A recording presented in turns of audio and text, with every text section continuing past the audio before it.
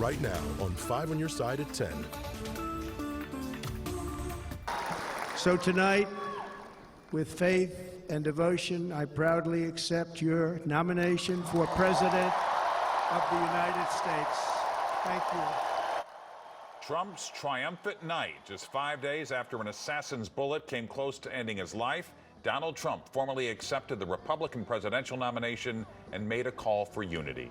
Good evening. I'm Mike Bush. And I'm Kelly Jackson. It is the first time the former president has spoken publicly since Saturday's assassination attempt at a rally in Pennsylvania.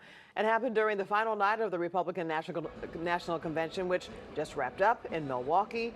5 on Your Side political editor Mark Maxwell joins us live from the convention floor with Missouri delegates. Mark.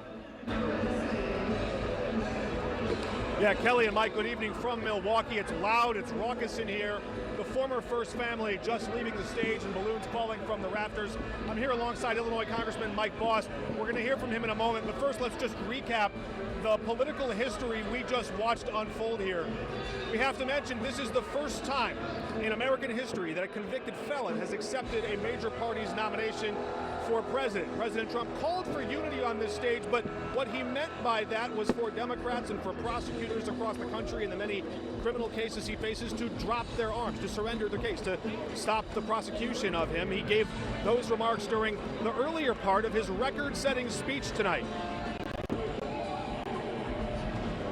And we must not criminalize dissent or demonize political disagreement, which is what's been happening in our country lately at a level that nobody has ever seen before. In that spirit, the Democrat Party should immediately stop weaponizing the justice system and labeling their political opponent as an enemy of democracy.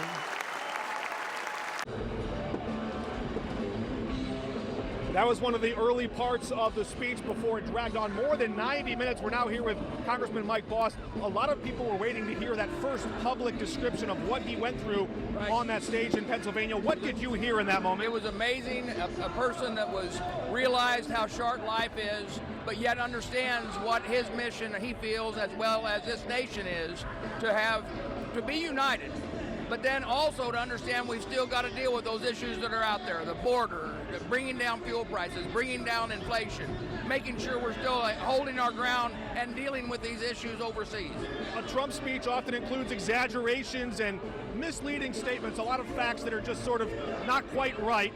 What did you make of his comment about inflation and bringing all that under control here? Well, it's very clear. He knows, and he knows if you bring inflation down, you can do that by making sure that we're productive again, becoming energy independent. You bring energy independence into place, you're going to reduce the overall price of things come down. Our GDP starts increasing when you take government pressures off the businesses. Well, my last question for you. He says drill, baby, drill, but the Biden administration is producing more crude oil than any administration in American history. And I want to check those numbers because sometimes this administration has told us falsely. I want to check those numbers because I'm telling you the American people are not seeing it at the pumps. And I guarantee you if we start producing more, we'll bring it down to the pump like we did 4 years ago. All right, a taste of the campaign to come with some of those promises. President Trump also calling for no taxes on tips as President Biden calls to cap the cost of rent increases nationwide. We'll see if he can even get that done if he's the candidate for Democrats. That convention in Chicago 1 month from now. We'll have continuing coverage for you in the morning. But for now, live in Milwaukee, Mark Maxwell, 5 on Your Side. All right, Mark, a very lively crowd. And Mark will have more from the RNC on this week's edition of The Record. It airs Sunday night at 11 right after Sports Plus. And then next month, Mark will head to Chicago to report from the Democratic National Convention. That runs August 19th through the 22nd. Tonight, there are serious questions surrounding the top of the Democratic ticket and what may happen at next month's convention. A source close to President Biden tells NBC News, quote, "We're close to the end," when talking about his campaign. This comes as the president recovers from COVID and amid growing calls for him to step aside following last month's disastrous presidential debate. Top Democrats, including President Obama, are reportedly casting doubt on Biden's ability to beat Donald Trump. They worry a poor performance in November could put House and Senate races in jeopardy. About 90 minutes ago, a contentious and packed school board meeting wrapped up in St. Charles County. The Francis House School Board discussed controversial changes to the district's policy on reading materials. Just hours before tonight's meeting, the board postponed a final vote after making some revisions to the proposal. It would allow parents to challenge books and educational materials in the district's libraries. I'm here tonight to say, stop it. Quit letting your political influences take you by the nose and attempt at ruining our district. Having age-appropriate limits on books just seems like common sense and very reasonable. The next school board meeting is scheduled for August 15th. All right, turning now to the weather impact forecast, a live look at downtown St. Louis on a mid-July night. Yeah, no rain, no heat, no problems. Chief Meteorologist Scott Connell is here to tell us if that trend will continue through the weekend. It will for us in St. Louis, but not everywhere. And you notice tonight, looking out at Lambert, we look at the Southwest terminal there, we have some gates that don't have planes at them, which means the flights for tomorrow morning haven't arrived yet in some cases, and there have been some flight delays because of weather elsewhere, and also I think some computer issues that were going on with some of the airlines tonight. Look at the temperatures though. If you have to be outside early tomorrow morning, it's going to be incredible. You might actually need a light jacket. 60 in Salem, Missouri right now. Salem, Illinois, 62. Most of us around the metro area are in the mid to upper 60s right now. Our sky nearly crystal clear. With the wind starting to die down just a little bit this evening, we do anticipate seeing some areas of fog trying to develop in some of the river valleys and low spots, but not widespread enough to cause problems for tomorrow. Pleasant right into the weekend and dry through Sunday. Here's your timeline for tomorrow. 64 out the door at 7 o'clock, 76 at noon. You'll see a few puffy clouds again tomorrow afternoon, right around 80 degrees. More on the weekend forecast and looking ahead to the next rain chance in a bit. All right, Scott. Just hours ago, a special memorial was held for a Jennings kindergartner. He lost his life after a tree fell on his family's home during a storm 1 year ago. And new tonight, Robert Townsend shows us how the community is remembering young RJ. It was a sunny, picture-perfect day at Pocket Park in Jennings. LaWanda Thomas welcomed the great weather, helped with food, and prepared for an emotional day. Doing good. I've been managing. I'm just trying to survive and get through it. On July 1st of last year, the unthinkable shattered her and her family. A year ago, a storm blew through and caused a huge tree to crash through her son's bedroom. 5-year-old Robert R.J. Lawrence was killed just days before his 6th birthday. The way he smiles, his conversation, just everything. I miss everything about him. The way he loved me. Today, just community that came together for him. Lots of moms, dads, and their little ones gathered at the park to remember a happy, friendly RJ on what would have been his 7th birthday. The most loving kid. He probably would know every single last one of them, even though he didn't know their name. They would be his friend.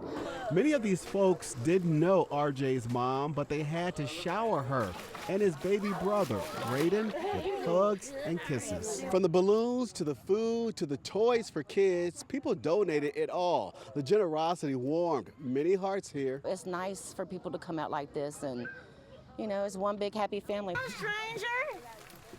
Oh, good to see you. Thomas's high school friend, Dorothy Hicks, had to be here to support her. Well, she needs it. Her and little man needs it. That shows that people love her. It brings me hope that we can get back to that feeling of everybody being a part of the village. You don't have to know each other to show love. Robert Townsend, 5 on your side. Business owners along LaSalle's Florist Row are dealing with destructive flooding in the area, and now they're calling on the St. Louis Metropolitan Sewer District to do something about it. They say MSD knows about the issue. Businesses say the utility isn't doing anything to fix it. MSD officials say there's nothing they can do because there's nothing to absorb stormwater since the area is mostly parking lots and roads. All while businesses say it's getting more dangerous, floodwaters even popping sewer lids several feet in the air. And the water is moving 40, 50 miles an hour. If anything went down there, it would just be gone. It is terrifying. Multiple owners say they will pay about $15,000 to $20,000 to repair flood damage. Right now, the Affton community needs your help. The Affton Athletic Association says flooding damaged their fields and concession stands. Those damages could cost thousands of dollars to fix. They now have a GoFundMe asking for donations to help with those repairs. Finding quality childcare has been a struggle for many families in Missouri. A new facility in North St. Louis County will ease the burden. Organizers cut the ribbon this afternoon in front of Brilliant Angels Academy in Delwood. It's located in the R&R Marketplace on West Florissant Avenue. Organizers say the academy will serve about 85 preschool-age children, encouraging them to explore, experiment, and discover.